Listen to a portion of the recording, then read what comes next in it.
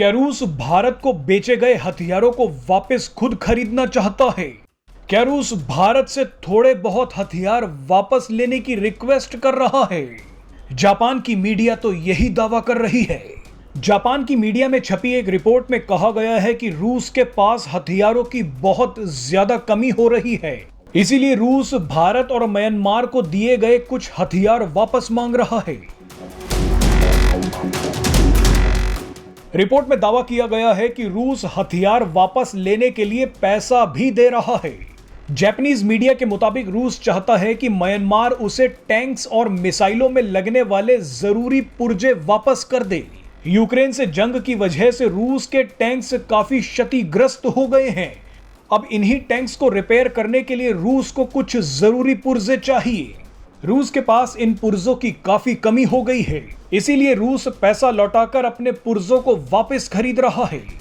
भारत के बारे में बात करें तो रूस चाहता है कि भारत उसे नाइट विजन डिवाइसेस और जमीन से हवा में मार करने वाली मिसाइलों के कुछ जरूरी हिस्से वापस कर दे।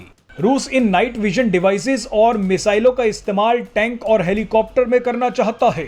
रिपोर्ट दावा कर रही है कि रूस के पास नाइट विजन डिवाइसेस की इतनी कमी हो गई है कि वो रात में यूक्रेन पर हमला ही नहीं कर पा रहा, लेकिन यूक्रेन रूस पर हमला कर रहा है। यूक्रेन को हर जगह से हथियार मिल रहे हैं।